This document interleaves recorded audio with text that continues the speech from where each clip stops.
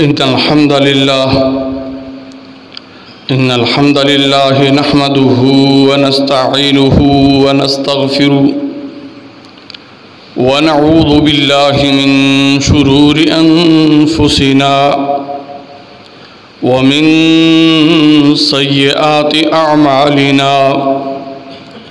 من يهده الله فلا مضل له ومن يضلل فلا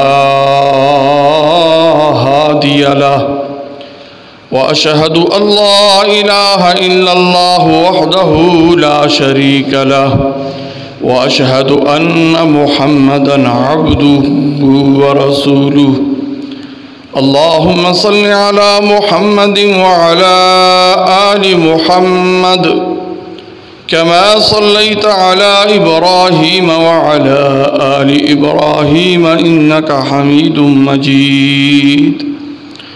اللهم بارك على محمد وعلى آل محمد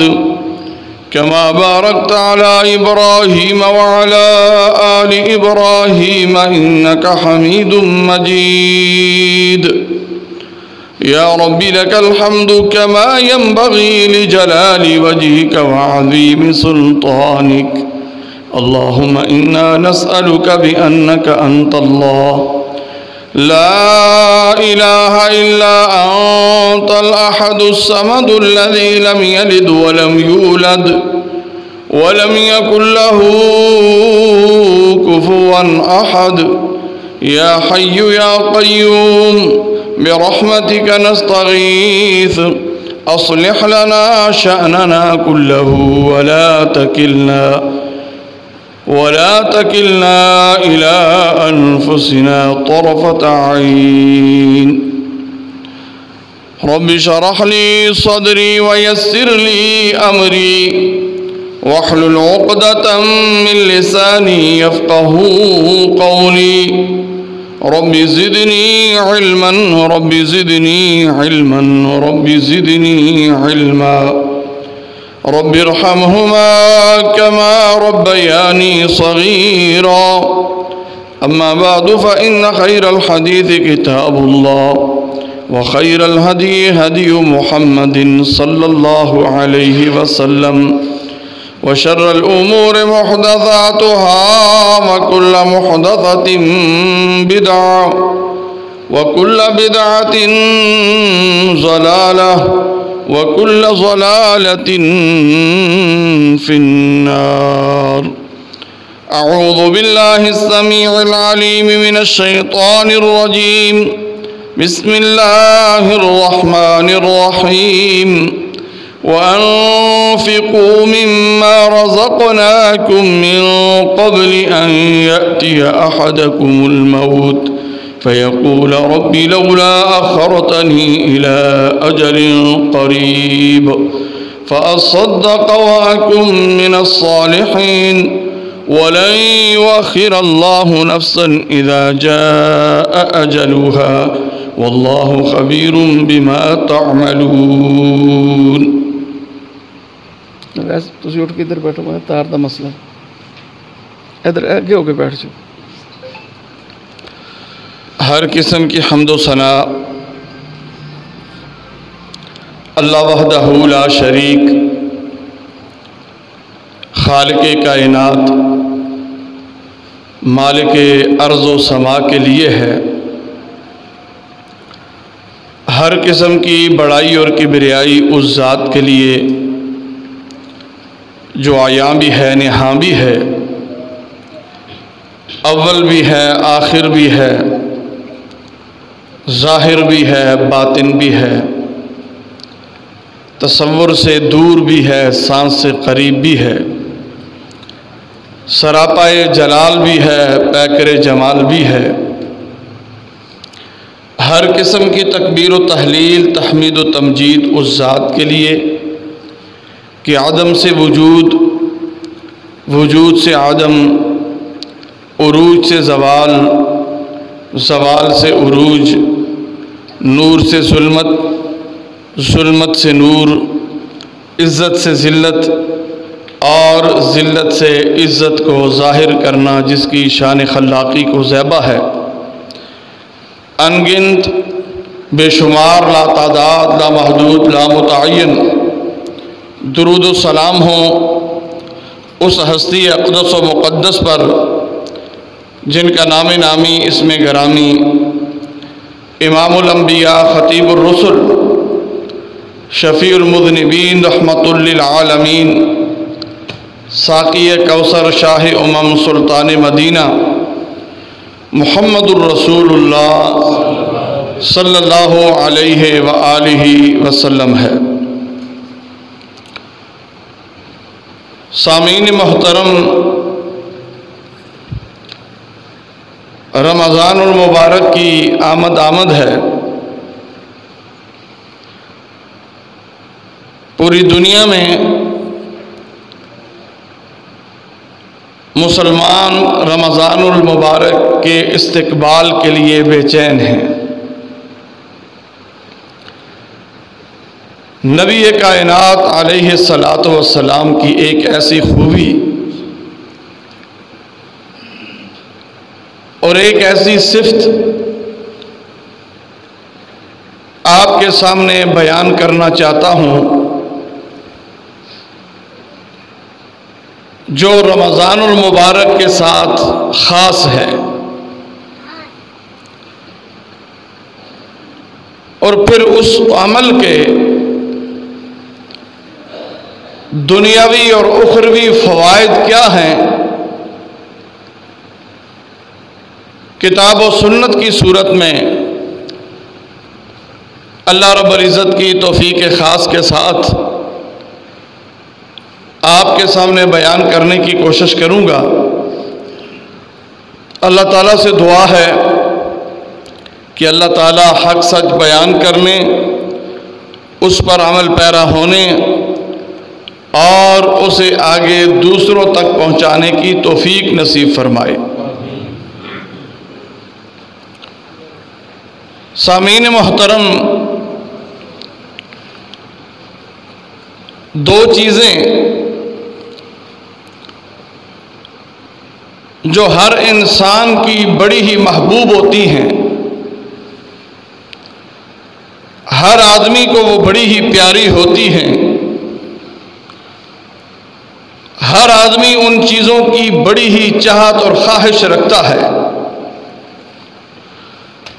ان دونوں چیزوں کو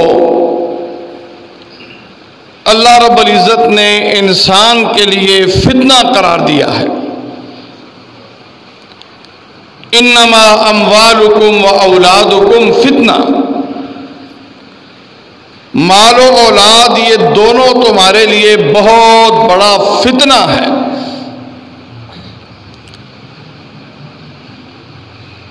رسول اللہ صلی اللہ علیہ وسلم کی مجلس تھی، چند صحابہ اکرام آپ علیہ الصلاۃ والسلام کی خدمت میں حاضر ہوئے، درخواست پیش کی کہ اللہ کے رسول، ہمارے کچھ بھائی ایسے ہیں جو ہمارے ساتھ باجماعت نماز بھی ادا کرتے ہیں، تلاوت قرآن کا اہتمام بھی کرتے ہیں، ذکر و اذکار کا التزام بھی کرتے ہیں، لیکن ایک ایسی اضافی خوبی اور صفت اللہ رب العزت نے انہیں عطا کی ہے کہ وہ اپنی اس خصوصی صفت اور خوبی کی وجہ سے نیکی میں ہم سے وہ بہت آگے نکل جاتے ہیں۔ صحابہ کرام کی فکر دیکھیے، آج ہماری تو سب سے بڑی فکر یہ ہے کہ فلاں آدمی دنیا میں ہم سے بہت آگے نکل چکا ہے، میں نے بھی وہاں تک پہنچنا ہے، میں نے بھی پیسہ بنانا ہے، میں نے بھی اب دکان چھوٹی ہے بڑی کرنی ہے، مکان 5 مرلے کا ہے اسے میں نے کنال میں تبدیل کرنا ہے، گاڑی چھوٹی ہے بڑی لینی ہے، پرانا ماڈل ہے، نیا ماڈل خریدنا ہے۔ صحابہ کرام کی فکر کیا ہے کہ اللہ کے رسول ہمارے کچھ بھائی ہمارے ساتھ نمازیں بھی پڑھتے ہیں، ذکر و اذکار بھی کرتے ہیں، تلاوت قرآن مجید کا اہتمام بھی کرتے ہیں، لیکن ایک اضافی خوبی کی وجہ سے ہم نیکی میں پیچھے رہ جاتے ہیں، وہ نیکی میں آگے بڑھ جاتے ہیں۔ اللہ کے رسول علیہ الصلاۃ والسلام نے ان غریب صحابہ کرام کو ایک وظیفہ دیا کہ آپ ہر نماز کے بعد 33 مرتبہ سبحان اللہ، الحمدللہ، اللہ اکبر، اس وظیفے کو اپنی زندگی کا معمول بنا لو تو تم بھی بغیر عمل کے ان کے اجر و ثواب تک پہنچ جاؤ گے۔ انہوں نے وہ وظیفہ کرنا شروع کر دیا۔ کچھ دیر بعد پھر وہ دوبارہ تشریف لائے آپ کی خدمت میں، شکایت کی کہ اللہ کے رسول وہ جو وظیفہ آپ نے ہمیں بتایا تھا، ہمارے وہ بھائی جو نیکی میں ہم سے بہت آگے تھے وہ بھی اس وظیفے کے حوالے سے باخبر ہو چکے ہیں، اس وظیفے کا تو انہیں بھی پتہ چل گیا ہے، اب وہ بھی ہر فرضی نماز کے بعد 33 مرتبہ سبحان اللہ، الحمدللہ، اللہ اکبر کا اہتمام کرتے ہیں، ہم تو پھر پیچھے رہ گئے۔ اللہ کے نبی نے اس موقع پہ فرمایا تھا کہ ذالک فضل اللہ یؤتیہ من یشاء، میرے صحابہ یہ اللہ کا فضل ہے، اللہ جسے چاہے اسے عطا کر دیتا ہے۔ یہاں پر جناب رسول اللہ صلی اللہ علیہ وسلم نے فضل کسے قرار دیا ہے؟ مال کو۔ یہ مالدار تھے، اللہ کی راہ میں خرچ بھی کرتے تھے، نمازیں بھی پڑھتے تھے، ذکر و اذکار کا اہتمام بھی کرتے تھے، اللہ کے راستے میں جہاد بھی کرتے تھے، اللہ کا دیا ہوا مال اللہ کی راہ میں خرچ کرتے تھے۔ اور یہ جو غریب صحابہ جن کے پاس مال نہیں تھا، یہ فکر مند ہوا کرتے تھے کہ ہمارے پاس مال و دولت نہیں ہے، ہمارے پاس پیسہ روپیہ نہیں ہے، ہم کیسے ان کا نیکی میں مقابلہ کر سکیں؟ تو شکایت کی، اللہ کے نبی نے وظیفہ دیا، وظیفہ انہوں نے بھی شروع کر دیا، دوبارہ حاضر ہوئے، پھر شکایت کی، اللہ کے نبی نے فرمایا یہ تو اللہ کا فضل ہے، اللہ کی دین ہے، اللہ کی عطا ہے، اللہ جسے چاہے اسے عطا کر دیتا ہے، اس میں میرا کوئی عمل دخل نہیں ہے، یہ اللہ کا فضل ہے۔ بھائیو پتہ کیا چلا؟ قرآن تو مال کو فتنہ قرار دے رہا ہے، اور جناب رسول اللہ صلی اللہ علیہ وسلم نے اس مال کو اللہ کا فضل قرار دیا ہے، اللہ کی عطا قرار دی ہے۔ پتہ یہ چلا جس مال کے ذریعہ سے اللہ کا قرب نصیب ہو جائے، جس مال کے ذریعہ سے اللہ راضی ہو جائے، جس مال کی وجہ سے بندے میں عاجزی اور انکساری آ جائے، جس مال کے ذریعہ سے بندہ اللہ کی راہ میں خرچ کر کے اپنے رب کو راضی کر لے، وہ اللہ کا فضل ہے۔ وہ کیا ہے؟ اللہ کا فضل ہے۔ آپ کی مسجد میں میرے خیال میں بولنے پہ کوئی پابندی نہیں ہے، تو چونکہ جب کوئی چیز پوچھی جاتی ہے، جب آپ جواب دیتے ہیں تو سنانے والوں کو یہ محسوس ہوتا ہے کہ آپ کو سمجھ آ رہی ہے، تو یہ مقصد ہوتا ہے آپ سے پوچھنے کا۔ تو میرے خیال میں یہاں پہ بھی کوئی پابندی اس قسم کی ہے نہیں، تو اگر آپ جواب دے دیں گے تو ہمیں بھی دلی خوشی ہوگی۔ تو بھائیو جو مال اللہ سے دور کر دے وہ مال کیا ہے؟ فتنہ۔ وہ مال کیا ہے؟ وہ مال آزمائش ہے، وہ بدنصیبی ہے، وہ بدقسمتی ہے۔ جو مال اللہ سے بندے کو دور کر دے وہ بہت بڑی آزمائش ہے، وہ خوش نصیبی نہیں ہے، وہ بد نصیبی ہے، بدقسمتی ہے۔ اللہ تعالیٰ ایسے مال سے محفوظ رکھے۔ آپ نے دیکھا ہوگا کچھ ایسے گھرانوں کو، آپ نے دیکھا ہوگا، آپ ایسے گھرانے آپ نے بھی پائے ہوں گے کہ جو اللہ کے بڑے قریب تھے، اللہ والے تھے، مال و دولت کی فراوانی کی وجہ سے جب ان کے گھر میں مال آیا طور طریقے بدل گئے، جب ان کے گھر میں مال آیا مزاج بگڑ گئے۔ اس لیے میرے بھائیوں، اللہ تعالیٰ سے دعا کرنی چاہیے کہ اللہ تعالیٰ حلال مال بھی عطا کرے اور اس مال کے ذریعہ سے اپنا قرب بھی حاصل کرنے کی توفیق نصیب فرمائے۔ تو جناب رسول اللہ صلی اللہ علیہ وآلہ وسلم جب رمضان المبارک کا مہینہ آتا تو آپ علیہ الصلاۃ والسلام کا یہ معمول تھا، آپ کی یہ عادت مبارکہ تھی کہ آپ تیز آندھی کی طرح اللہ کی راہ میں خرچ کر دیا کرتے تھے۔ اور جناب رسول اللہ صلی اللہ علیہ وسلم کے حوالے سے یقیناً آپ بھی جانتے ہوں گے کہ آپ مال کو جمع نہیں فرمایا کرتے تھے، جو بھی آتا اللہ کی راہ میں خرچ کر کے پھر گھر جایا کرتے تھے۔ آپ اجود الناس ہیں،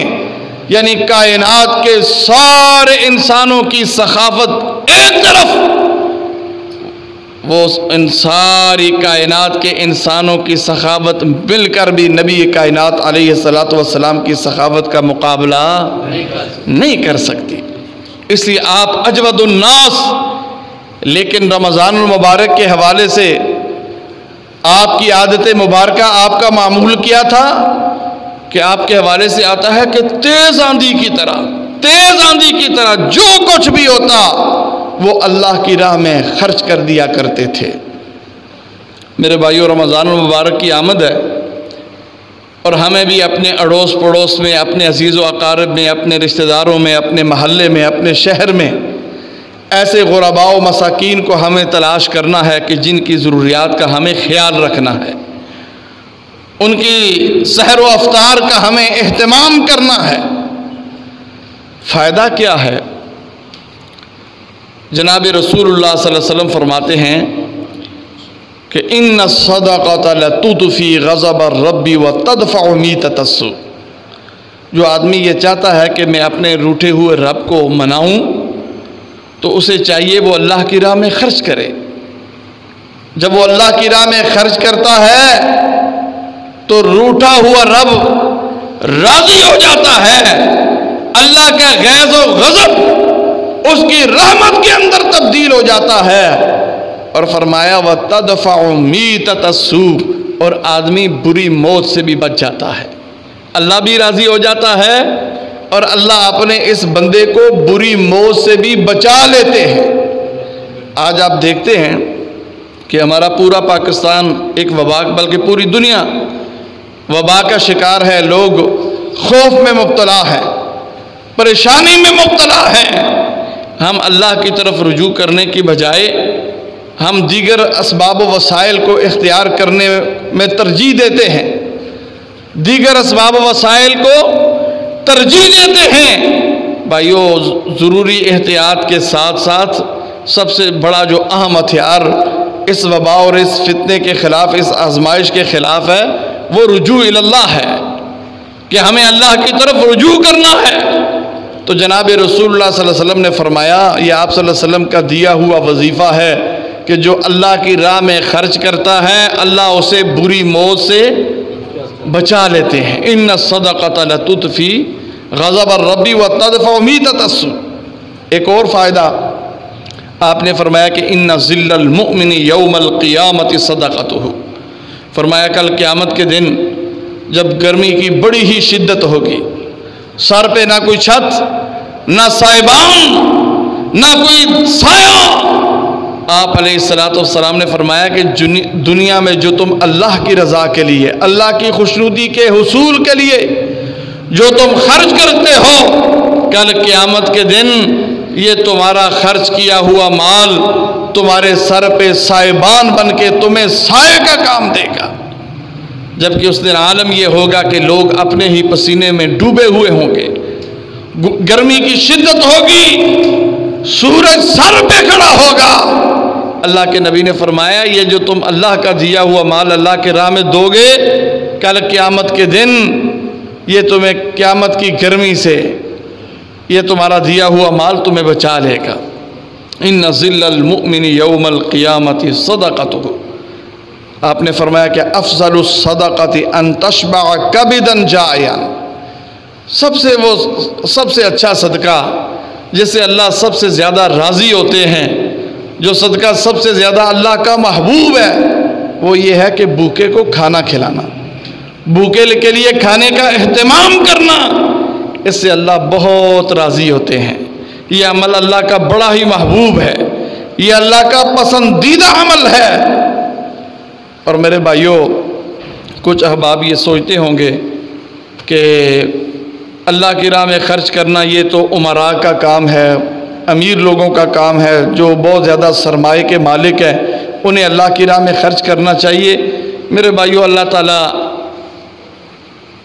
تعداد کو نہیں دیکھتے، اللہ تعالیٰ معیار کو دیکھتے ہیں، خرچ کرنے والے کی نیت کتنی بلند ہے، اللہ تعالیٰ نیت کو دیکھتے ہیں۔ آپ نے فرمایا کہ فاتقوا النار ولو بشق تمرۃ، اگر پوری کھجور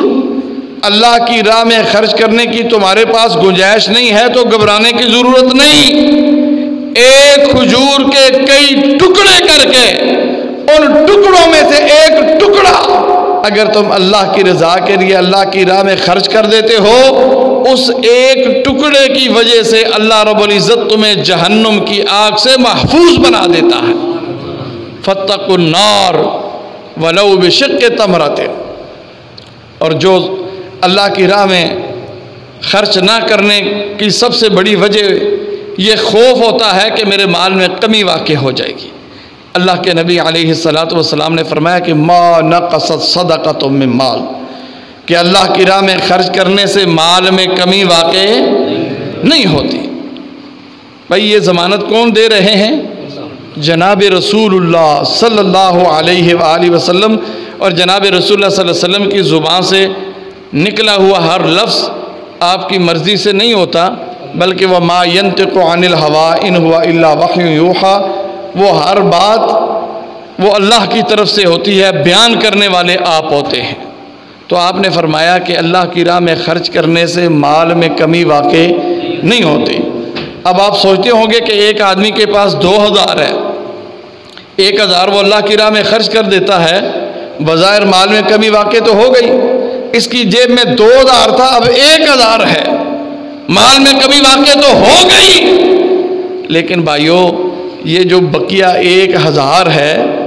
یہ اتنا کارآمد ہو جاتا ہے، یہ اتنا فائدہ مند اور سود مند ہو جاتا ہے کہ یہ 1000 کئی لاکھ کا کام کر جاتا ہے۔ ایک آدمی جس کے مقدر میں، جس کی قسمت میں لکھا ہوا ہے ہاسپٹل جانا، تھانہ جانا، کچہری جانا، کسی آزمائش اور فتنے کا شکار ہونا، کسی حادثے کا سامنا کرنا، اور جہاں پہ لاکھوں روپے خرچ ہو جاتے ہیں، اس عمل کی وجہ سے، اللہ کی راہ میں خرچ کرنے کی وجہ سے اللہ رب العزت اس آدمی کو کسی بڑی آزمائش سے، کسی بڑے فتنے سے، کسی بڑی مصیبت اور تکلیف سے بچا لیتا ہے۔ ما نقصت صدقۃ من مال، اس لیے اللہ کی راہ میں خرچ کرتے وقت دل میں کبھی آپ کے یہ سوچ بھی نہیں آنی چاہیے کہ جو دے رہا ہوں مال میرے پاس باقی جو ہے وہ تھوڑا رہ جائے گا، میں کیا کروں گا۔ اللہ برکت ڈال دیتے ہیں۔ برکت کیا ہوتی ہے اب تفصیل کا وقت نہیں ہے، چونکہ وقت تھوڑا ہے، کہ میں نے موبائل دے دو میرے کو، کڑی وہ خراب ہے۔ برکت کیا ہے؟ جناب رسول اللہ صلی اللہ علیہ وسلم کی مجلس ہے، صحابہ کرام تشریف فرما ہے، دودھ کا ایک چھوٹا سا پیالہ آ جاتا ہے۔ اب میں صرف اشارہ ہی کروں گا۔ جناب ابو ہریرہ رضی اللہ تعالیٰ عنہ کئی دنوں سے بھوکے اور خوراک اور کھانے کی بڑی ضرورت ہے، تو جب وہ دودھ کا پیالہ آیا تو کہنے لگے کہ میں نے سوچا کہ جناب رسول اللہ صلی اللہ علیہ وسلم کو میرے حوالے سے پتہ ہی ہے کہ میں کئی دنوں سے بھوکا ہوں، یقیناً انہوں نے یہ دودھ کا پیالہ تو مجھے ہی دینا ہے۔ جب وہ مجلس میں دودھ کا پیالہ آیا تو مجھے حکم ہوا کہ ابو ہریرہ اب دودھ کا پیالہ پکڑ اور مجلس میں بیٹھے ہوئے تمام افراد کو دودھ پلانا شروع کر دے۔ اب حکم تھا، حکم کی تعمیل تو فرض ہے۔ ابو ہریرہ رضی اللہ تعالیٰ عنہ فرماتے ہیں کہ میں نے اس سب کو دودھ پلانا شروع کر دیا، 1 2 3 4 5، پوری مجلس میں جتنے بھی افراد بیٹھے ہوئے ہیں سب کو دودھ پلایا۔ آپ فرماتے ہیں کہ جب سب کو پلا چکا تو آپ نے فرمایا ابو ہریرہ اب تو پی۔ فرمایا میں نے پیا، پی کے جب پیالہ میں نے جناب رسول اللہ صلی اللہ علیہ وسلم کو واپس کیا تو آپ نے کہا ابو ہریرہ اور پی۔ میں نے پھر پیا، پھر واپس کیا، آپ نے پھر حکم ہوا ابو ہریرہ اور پی۔ میں نے کہا اللہ کے رسول اب تو پیٹ میں گنجائش نہیں ہے۔ ابو ہریرہ فرمانے لگے کہ سب نے پیا، میں نے بھی پیٹ بھر کے پیا، لیکن پیالے میں دودھ کے ایک قطرے کے بھی کمی واقع نہیں ہوئی۔ یہ کیا تھا؟ تھوڑی چیز ہے، اللہ نے برکت اتنی ڈال دی ہے، برکت اتنی ڈال دی ہے کہ یہ ایک پیالہ بھی پوری مجلس میں بیٹھے ہوئے تمام افراد کے لیے کافی ہو جاتا ہے۔ اس لیے میرے بھائیوں، جناب رسول اللہ صلی اللہ علیہ وسلم کی یہ بات حق اور سچ پہ مبنی ہے کہ اللہ کی راہ میں خرچ کرنے سے مال میں کمی واقع نہیں ہوتی۔ جناب رسول اللہ صلی اللہ علیہ وسلم تشریف فرما ہیں، سوال کرتے ہیں اپنے صحابہ سے کہ ایکم مال وارثہ احب الیہ من مالہ، میرے ساتھیوں مجھے یہ تو بتلاؤ کیا تمہارے اندر کوئی آدمی ایسا موجود ہے جو اپنے مال سے بڑھ کر اپنے وارث کے مال کے ساتھ محبت کرتا ہو؟ کبھی ایسا ہوا ہے کہ ایک آدمی سردیوں کی رات ہے، پچھلے پیر اٹھ کے جا کے اپنی کھیتی کو پانی دینے کی بجائے اپنے بھائی کی کھیتی کو پانی دینا شروع کر دے؟ ایسا کبھی ہوا ہے؟ صحابہ کرام نے جواب دیا اللہ کے رسول ما منا احد الا مالہ احب الیہ، اللہ کے رسول یہ انسان کی فطرت ہے، ہر آدمی اپنے ہی مال سے محبت کرتا ہے۔ اللہ کے رسول ہمیں بھی اپنے ہی مال سے محبت ہے، ہم میں سے ایسا کوئی بھی نہیں ہے۔ آپ نے فرمایا پھر یاد رکھنا یہ جیسے تم اپنا اپنا کرتے ہو یہ تمہارا کچھ بھی نہیں ہے، یہ میرا ہے میرا ہے، یہ تمہارا نہیں ہے۔ فَإِنَّ مَالَهُ مَا قَدَّمَ وَمَالَ وَارِثِهِ مَا أَخَّرَ، فرمایا جو تم اللہ کی راہ میں خرچ کر دیتے ہو وہ تمہارا ہے، جو تم چھوڑ کے چلے جاتے ہو تیری آنکھیں بند ہونے کے ساتھ ہی حساب کتاب شروع ہو جاتا ہے، بے چینی شروع ہو جاتی ہے اور بے تابی بھی شروع ہو جاتی ہے کہ کب دفنائیں اور حساب کتاب کریں، جو میرے حصے میں آنا ہے وہ مجھے ملے۔ فرمایا یہ جو تم چھوڑ کے چلے جاتے ہو یہ تمہارا نہیں، تمہارے ورثاء کا ہے، تمہارا وہی ہے جو قبر میں منو مٹی نیچے تنگ و تاریک قبر میں جو چیز تمہیں کام آئے گی، جو چیز تمہیں ٹھنڈک پہنچائے گی، جو تمہیں روشنی کا تمہارے لیے جو چیز اہتمام کرے گی وہ تمہارا یہ عمل ہے جو تم دنیا میں اللہ کی راہ میں خرچ کر کے چلے جاتے ہو۔ جناب رسول اللہ صلی اللہ علیہ وسلم نے فرمایا کہ ما من یوم یصبح العباد فیہ لا ملکان ینزلان فیقول احدہما اللہم اعط منفقا خلفا ویقول الآخر اللہم اعط ممسکا تلفا۔ فرمایا روزانہ جب سورج طلوع ہوتا ہے سورج کے ساتھ دو فرشتے بھی آتے ہیں، ایک فرشتہ سورج کی دائیں جانب ہوتا ہے اور دوسرا فرشتہ سورج کی بائیں جانب ہوتا ہے، اور جو فرشتہ سورج کی دائیں جانب ہوتا ہے وہ یہ دعا کرتا ہے اللہم اعط منفقا خلفا، اے اللہ جو لوگ تیری راہ میں خرچ کرتے ہیں تو ان کے مال کے اندر برکت عطا کر، تو ان کے مال میں برکت ڈال دے۔ یہ دعا کون کر رہا ہے بھائیو؟ اگر آپ موجود ہیں تو بتا دیجئے۔ اللہ کے فرشتے، ملائکہ۔ یہ دعا کون کر رہا ہے؟ فرشتے۔ اور فرشتوں کے حوالے سے یہ آتا ہے کہ لا یسبقونہ بالقول وہم بامرہ یعملون، فرشتہ اپنی مرضی سے نہ کسی کے لیے دعا کر سکتا ہے نہ کسی کے لیے بد دعا کر سکتا ہے۔ جس طرح اللہ نے ہمیں یہ اختیار دیا ہے، یہ ایک آزادی دی ہے، محدود آزادی ہے ہمارے پاس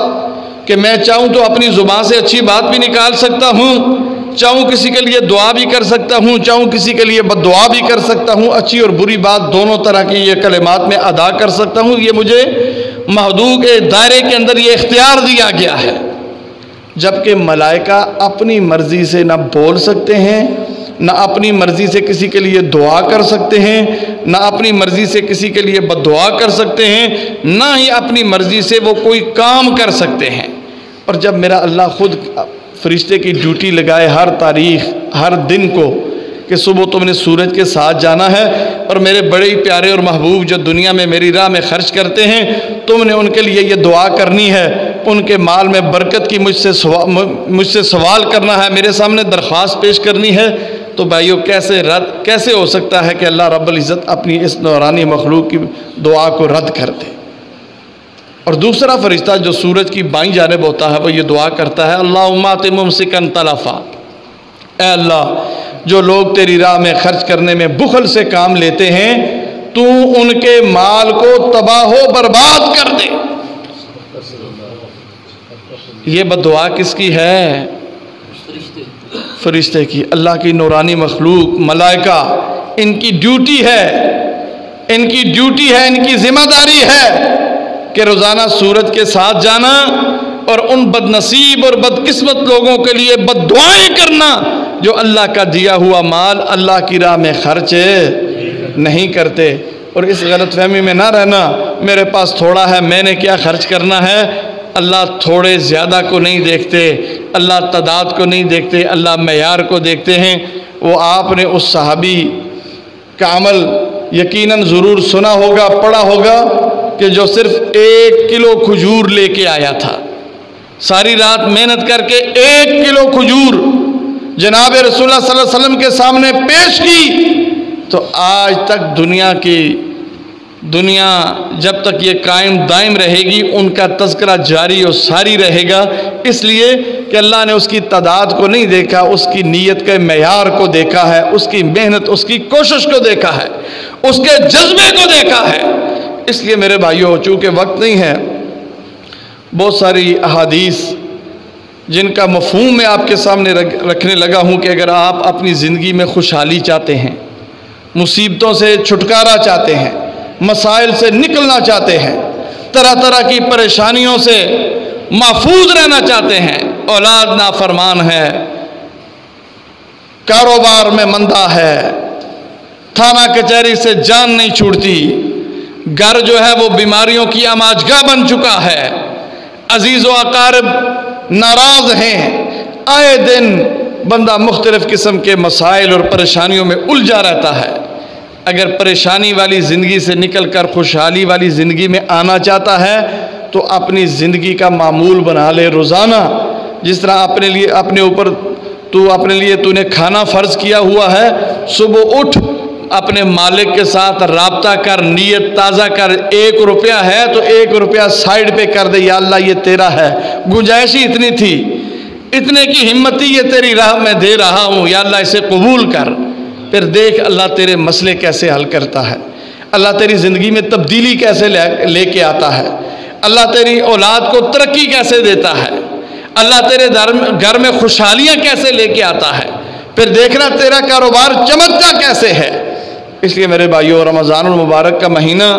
پورا سال خرچ کرنا چاہیے، لیکن یہ ماہ مبارک ایسا ہے کہ اس میں دل کھول کے خرچ کرنا چاہیے۔ وہ جو جملہ جمع پونجی جو آپ کی ضرورت سے زائد ہے، ہمیں سنت کا سبق تو یہی ہے کہ اس ماہ میں وہ سب کچھ ہی خرچ کر دینا چاہیے۔ اگر نہ بھی ہو، اپنے اڑوس پڑوس میں، اپنے شہر میں، اپنے محلے میں، اپنے عزیز و اقارب میں آپس میں مل کے تھوڑا تھوڑا جمع کر کے ان کی سحر و افطار کا